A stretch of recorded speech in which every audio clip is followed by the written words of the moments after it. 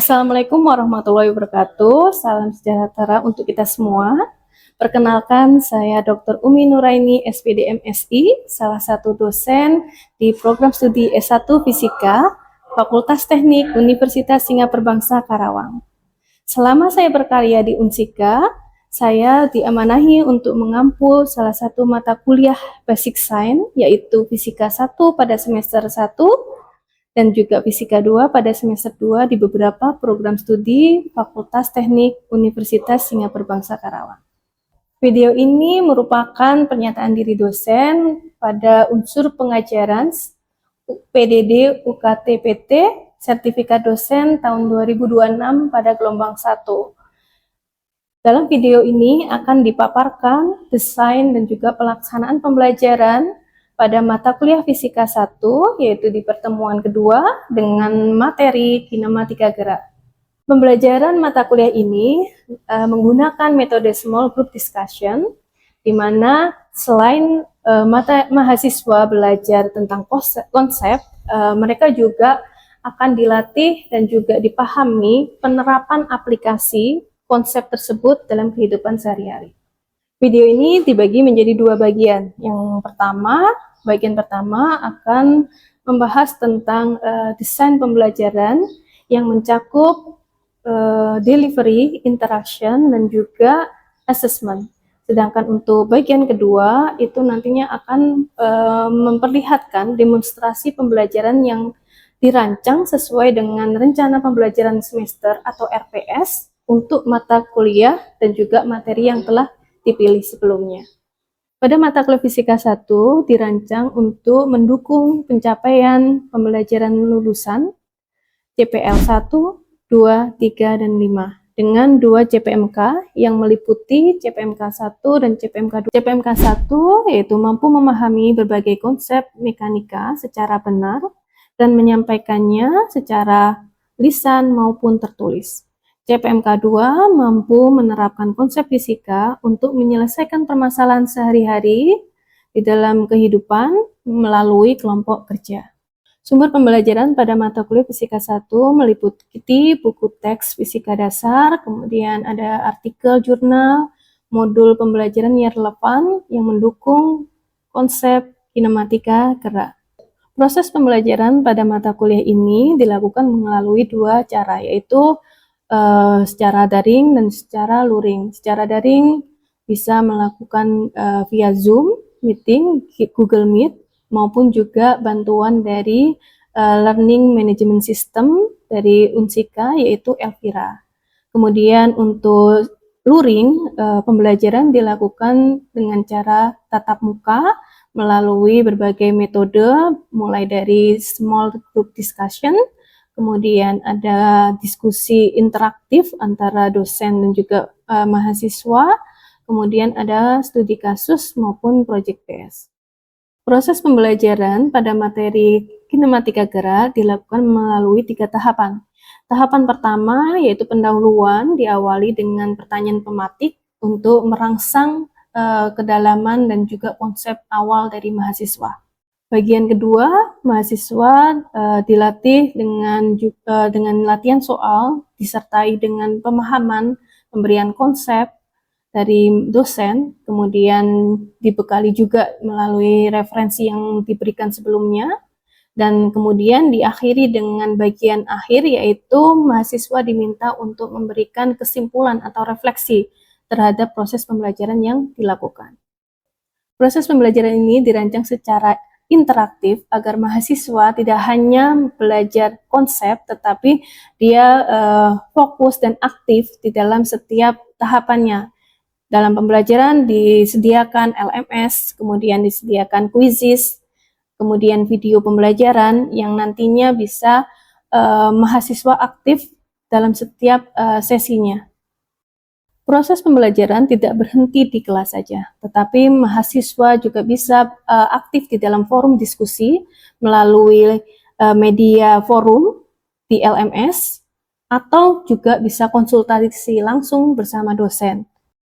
Proses penilaian pada materi ini dilakukan berdasarkan ketepatan rumus dan juga pemahaman analisis dari konsep besaran, baik itu skalar maupun vektor, pada kinematika gerak, meliputi jarak, perpindahan, kecepatan kelajuan, serta perlajuan dan percepatan.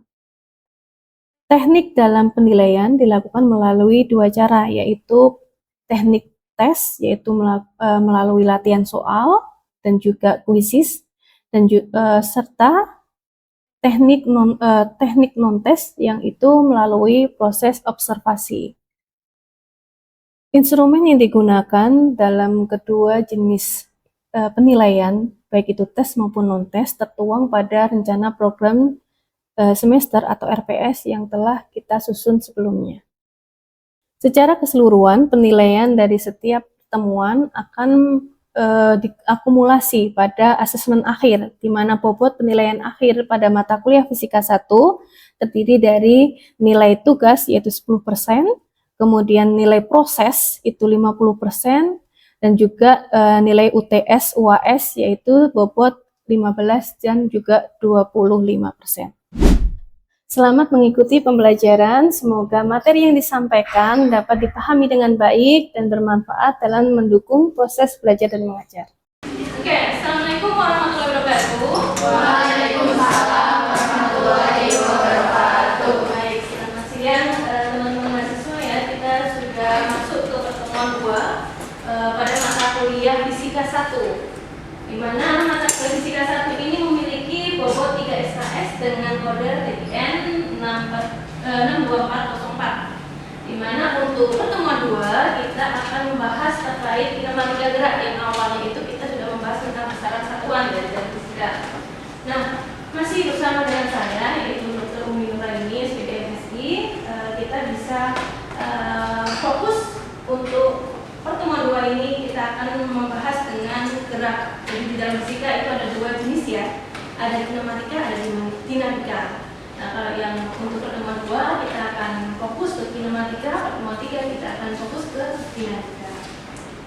Nah, mungkin sebelum masuk ke materi, Ibu akan berikan waktu 5 menit ya untuk teman-teman sekalian melakukan absensi bagi yang belum melakukan, karena mengingat absensi ini hanya dibuka selama perkuliahan di link atau di website siska.fisika.ac.id. Silakan Ibu beri waktu 5 menit.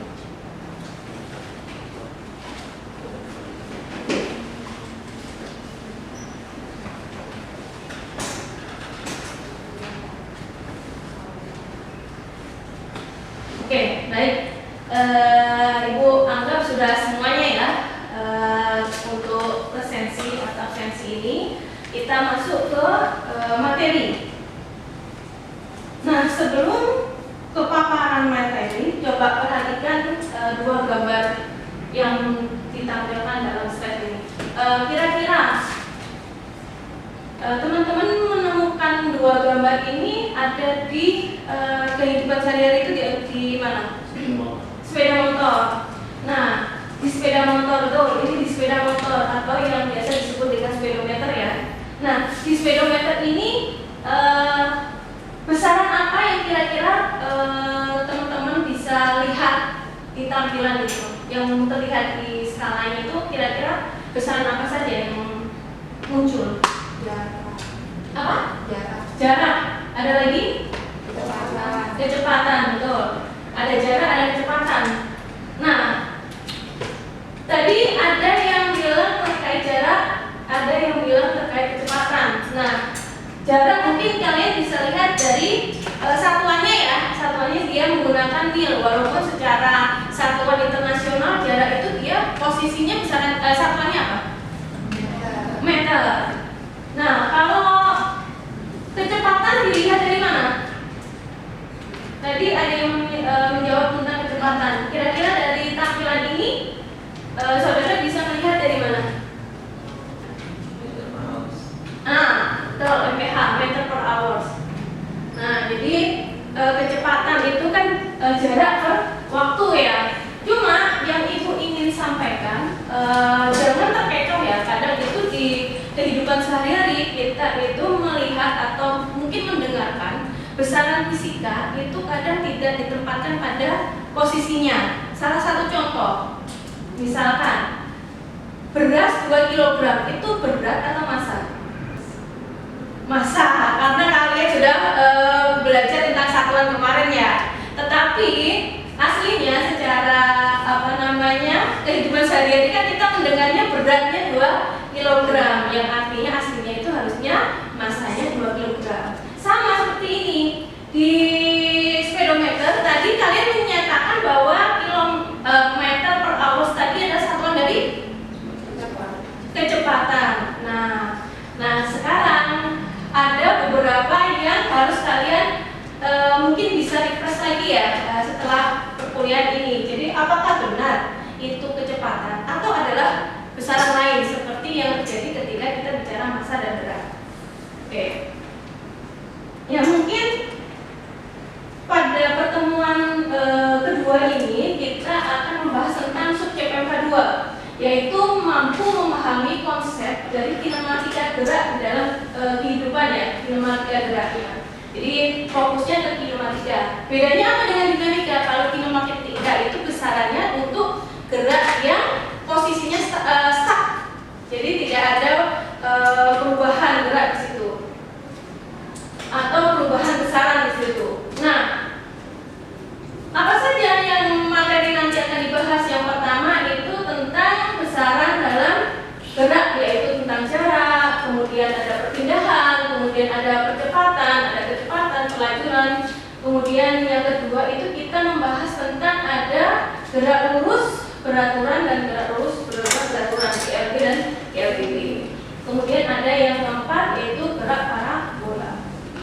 Tadi yang pertama kita mempelajari tentang adanya besaran ya, besaran dalam gerak ya. Dimana kalau secara konsepnya di besaran di fisika itu kan ada dua kayak seperti dulu itu, ada skala, ada vektor. Skala itu dia hanya memiliki nilai, jadi angka, ada 2, 3, 4 gitu. Kemudian kalau vektor selain dia punya nilai, dia punya arah. Jadi kalaupun dia bicaranya 2 meter, 4 meter, tapi kalau arahnya satunya ke kanan, satunya ke kiri, itu tidak bisa langsung dijumlahkan. Jadi memang untuk vektor ini kita perlu ada analisis lebih lanjut. Nah, salah satu posisi di dalam gerak itu ada 2, ada jarak, ada perpindahan. Kalau kita bicara dengan jarak, itu artinya panjang seluruh lintasan yang ditempuh. Jadi mau dia itu ke kanan, mau dia itu ke kiri, kita hanya melihat angkanya saja. Jadi 2 meter ke kanan, 2 meter ke kiri. Nah, entah itu arahnya ke kanan atau ke kiri, kalau kita bicara jarak, ya udah harus dijumlahkan aja tanpa melihat arahnya. Tapi kalau percepatan, kalau kita bicara percepatan, maka vektor arahnya itu pengaruh di situ. Jadi secara singkatnya adalah posisi awal dan posisi akhir dari suatu panjang lintasannya itu yang diukur dalam perpindahan. Jadi misalkan ibu tadi ada punya posisi misalkan dari A, titik awalnya, kemudian bergerak ke arah B sejauh 4 km misalkan, kemudian berbalik arah 2 km. Nah, kalau kita bicara dengan terkait jarak, maka seluruh panjang lintasan yang ditempuh itu dihitung semuanya. Jadi kalau kita bicara jarak berarti berapa ini? 4 ditambah 2, hasilnya 6 km. Tapi kalau kita bicara perpindahan, maka posisi awal dan akhirnya saja yang kalian harus perhatikan. Posisi awal di A, posisi akhir di B. Maka perpindahannya adalah antara A sampai C aja. Nah, kalau di sini 4, ini kan sama dengan AB min CB ya, atau BC. Maka 4 minus 2, hasilnya adalah 2 km. Jadi fokusnya hanya pada posisi awal dan akhir dari suatu gerakan. Nah, kemudian ada kecepatan dulu, kita bicara kecepatan. Ada yang namanya kecepatan, ada yang namanya kelajuan. Kalau kita bicara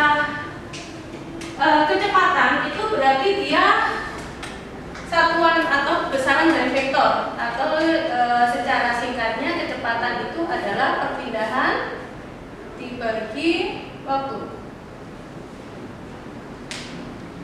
Kalau kita bicara kelajuan, itu kita fokusnya pada besaran skalar, yaitu jarak dibagi waktu. Nah, berarti kalau kita bicara kecepatan dan kelajuan pada gerak A ke B ke C, jika keseluruhan ditempuh pada atau selama waktu misalkan 2 sekon atau 2 detik, kira-kira kelajuannya berapa, kecepatannya berapa? Kelajuan tadi apa? Jarak dibagi waktu. Jaraknya 6, waktunya 2, berarti 3. Kalau kita bicara kecepatan, tadi kan perpindahan dibagi waktu. Perpindahannya berapa? 2. Waktunya 2. Hasilnya 1. Nah, seperti itu. Jadi kalau begitu, kalian bisa lihat ya, atau kalian bisa bandingkan apakah tadi jawaban kalian sudah benar atau salah. Speedometer tadi menghitungnya perpindahan atau jarak di sepeda motor. Ketika kalian berkendara sepeda motor itu, ketika kalian berjalan atau berkendara dari pos ke kampus kembali ke pos, berarti kita bicaranya jarak atau perpindahan? Jarak. Maka ketika kita bicara speedometer, itu yang dihitung kecepatan atau kelajuan? Kelajuan. Seperti itu. Jadi sama ya, hampir sama dengan yang terjadi di kehidupan sehari-hari. Kadang besaran fisika itu ada yang tidak pada posisinya atau tidak pada ketentuannya. Nah, sekarang itu tadi dari konsep atau pengertian definisinya ya. Lalu untuk perhitungan matematisnya seperti apa? Secara keseluruhan, konsep dari matematis dari kecepatan maupun kelajuan itu hampir sama ya. V itu adalah kurungan pertama dari jarak. V sama dengan dx per dt. Boleh dy per dt kalau dia posisinya horizontal, atau dx per dt biasanya untuk arah mendatar atau horizontal ya. Ada juga yang pakainya ds. Nah, itu dx, dy atau ds itu biasanya acuannya adalah posisinya arah horizontal, vertikal, atau mungkin secara umum dengan konsep kecepatan dan kelajuan, di mana kalau percepatan tadi adalah kecepatan bagi waktu. Itu kalau percepatan. Jadi ibu tuliskan lagi, kalau kita bicara perlajuan dan percepatan, maka kita bicara kalau perlajuan adalah kelajuan dibagi waktu. Kalau percepatan itu kecepatan dibagi waktu.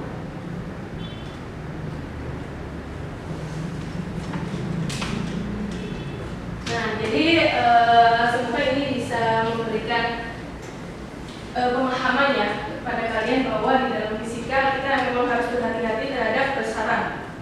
Harus membedakan antara mana besaran skalar, mana yang vektor. Nah, mungkin kita coba satu latihan soal dulu. Kita bahas bareng-bareng dulu ya. Jadi ada seorang siswa bernama Raka berangkat dari sekolahnya pada pagi hari, kemudian berjalan mengikuti rute pada gambar berikut, seperti gambar berikut, di mana dia awalnya dari titik A, kemudian ke arah timur sejauh 400 meter, kemudian dia ke arah perpustakaan dengan jarak 400 meter ke arah timur juga. Lalu dia berbelok ke lapangan 300 meter ke titik D dan berakhir pada posisi E, yaitu di kantin sejauh 300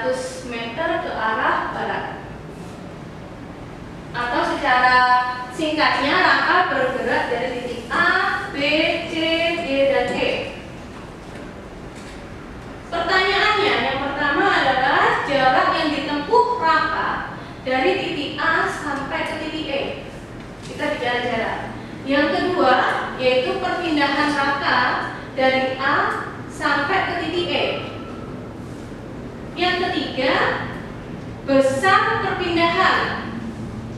Nah, bedakan ini hanya besar, artinya nilainya saja. Kalau yang B atau yang nomor 2 itu perpindahan secara total, artinya nilai dan arah di situ.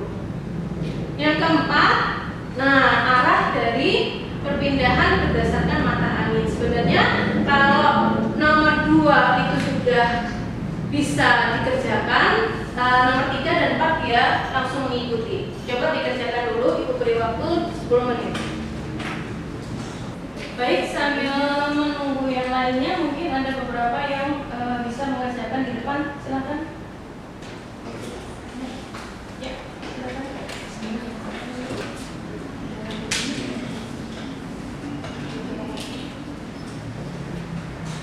Terima kasih. Nah, ini coba kita bahas bareng-bareng ya. Yang pertama, kita fokus ke pertanyaan pertama itu menentukan jarak. Nah, seperti yang tadi aku bilang, kalau kita bicara jarak berarti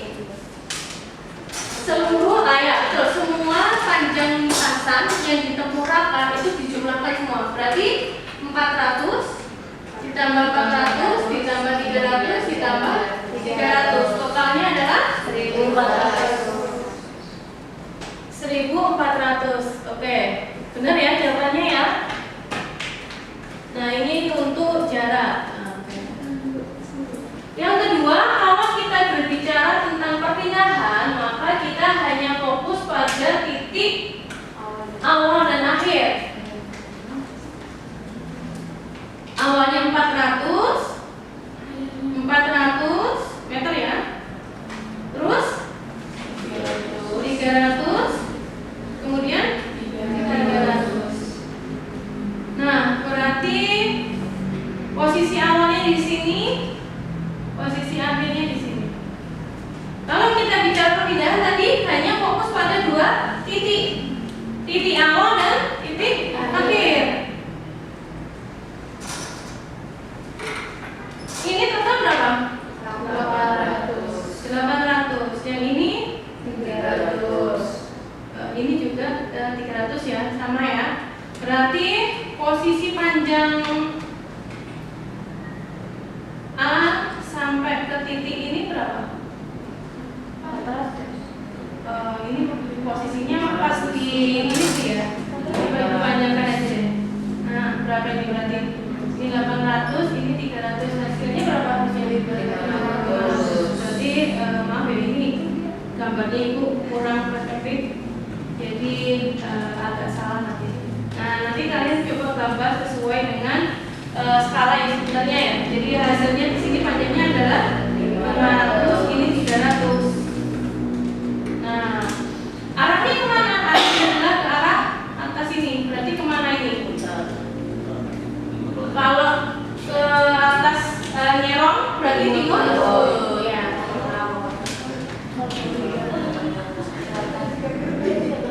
Nah, ini timur. Tahu panjangnya berapa atau besarnya berapa? Berarti kita kuras. Angkat dari 500 kuadrat ditambah 300 kuadrat sama dengan 2500 ditambah 9.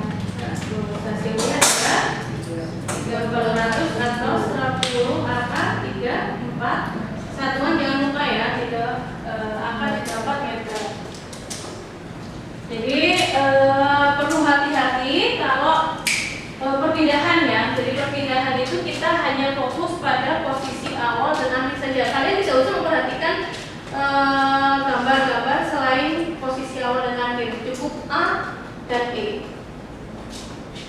Nah, jadi kalau ditanya berapa besar perpindahan, hasilnya 10 apa? 34 meter. Arah perpindahan berdasarkan mata angin ke arah timur laut. Nah, lalu kalau kita ditanya